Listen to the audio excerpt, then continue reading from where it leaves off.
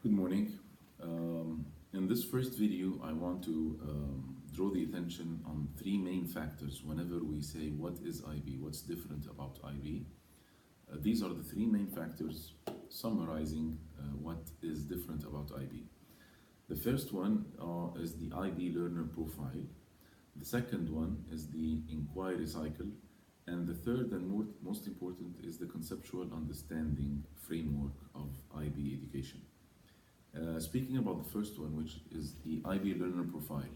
IB has 10 traits, 10 adjectives, 10 attributes that it encourages and urges the students to have this profile, an IB student. How, as an IB student, how does he look like?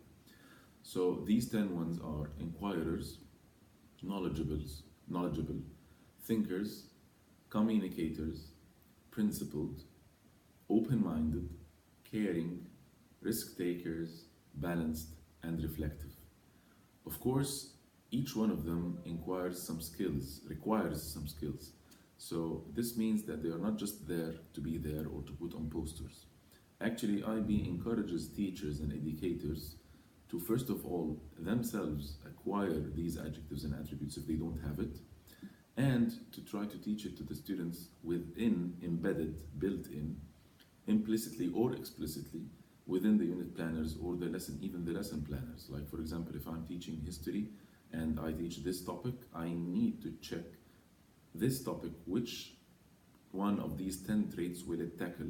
And then I can shed the light, or I can encourage students themselves to bring up this and reflect and bring up this relation between the traits and the IB learner profile and the lesson that we are learning. So this is point number one, the IB learner profile. Point number two, the inquiry cycle. And actually this is one of the most important parts in IB, which I love myself, and I see that it's something more like a cycle of life. And this cycle is mainly, and it's called the inquiry cycle, it's inquiry, action, and reflection. Okay, so inquiry and action and reflection. From which one does it start? Doesn't matter. I can start by inquiring about a certain topic, and when I know the necessary knowledge and information about it, then I start the action I want to perform, and then I have to reflect. Is this action related to the information? Shall I make it better? And then I start inquiring again how to make it better. Or I can start from the reflection. I need to reflect on my actual status. What do I need to do better? And then I start inquiring and researching, and then I start the action. Or I start with the action, and then so it doesn't matter where you start from.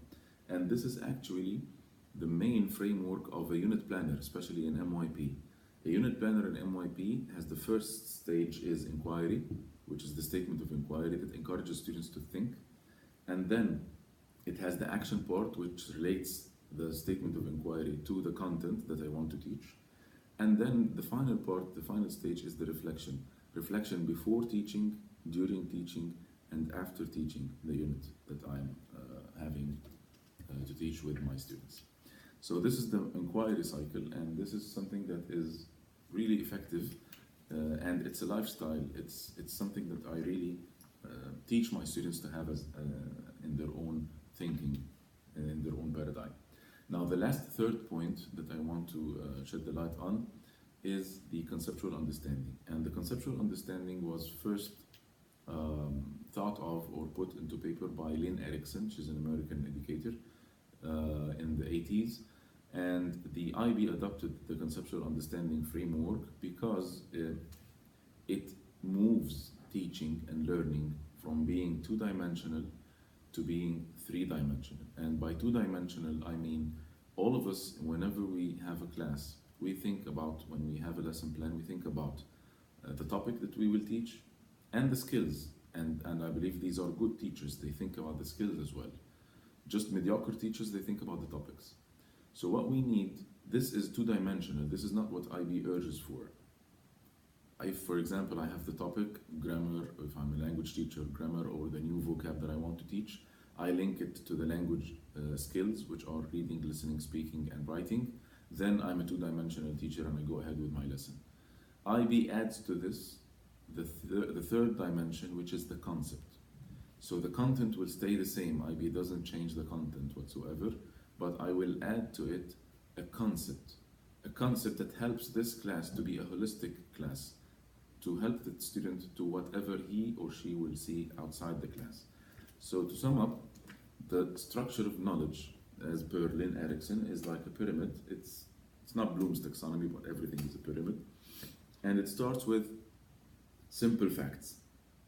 Anything in life starts with simple facts. Okay, like for example, if it's language, those simple facts are grammar lesson or our vocab or our meanings or a register or context or whatever. And if it's history, then for example, it is the colonization of France on Egypt in time frame. So whatever, this is linked to a place and linked to a group of people, and these are facts. If you group facts together, then you create a topic.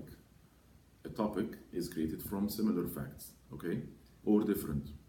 And then this topic, if you add it to another topic and another topic, then you can link all of them and link them to a bigger concept.